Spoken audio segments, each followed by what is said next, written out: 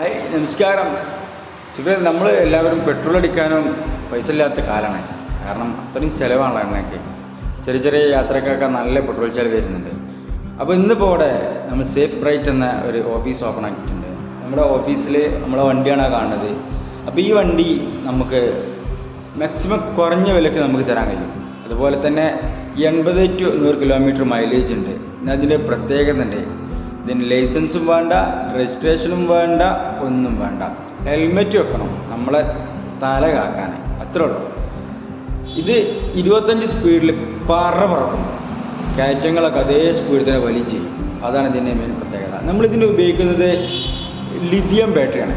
Lithium battery വെച്ചിട്ടാണ് നമ്മൾ ഈ വണ്ടി കൊടുക്കുന്നത്. അതുകൊണ്ട് എല്ലാ കയറ്റവും ഒരേ സ്പീഡിൽ തന്നെ പോകും.